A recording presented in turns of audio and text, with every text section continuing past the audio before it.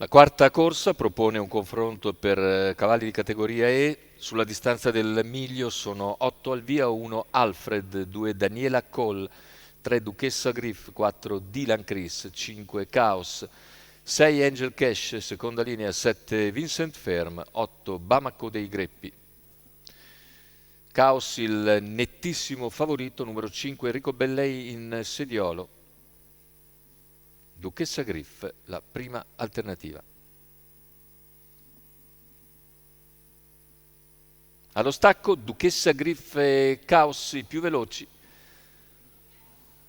Daniela Cole e Alfred cercano di rientrare con i migliori numeri, ma passa Duchessa Griff e conduce nei confronti di Chaos, che ora insiste al suo esterno, va a assaggiare le intenzioni di Duchessa Griff, che dopo 200 metri lascia Numero sfilare 7 il Vincent favorito. Ferm E viene squalificato. intanto squalificato Vincent Ferm. I primi 200 in 14,9, passa in poco più di 250 metri il favorito. Duchessa Griff in seconda posizione a precedere Daniela Cole. Per corsie esterne si fa luce Bamako dei Greppi. Bamako in corsia esterna, Alfred invece in quarta posizione. Se ne vanno intanto i primi 600 di gara in 45,8. Una volta al comando Chaos va via sul passo.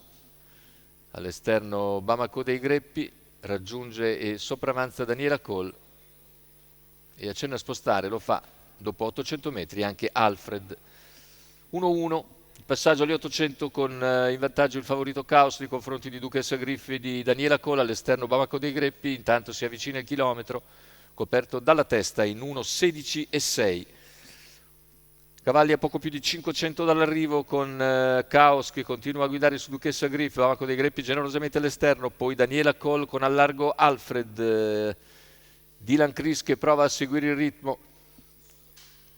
Si affronta l'ultima piegata, situazione tattica che non muta, con in vantaggio Chaos nella scia Duchessa Griff, all'esterno Bamako dei Greppi con in schiena Alfred, poi alla corda Daniela Cole, completamento della curva, ingresso in retta d'arrivo, Chaos in vantaggio, accelera Chaos, prova a spostare Duchessa Griff che si porta su Chaos, Chaos in vantaggio nel finale, guadagna qualcosa Duchessa, ma Chaos vince facile, il secondo posto per Duchessa.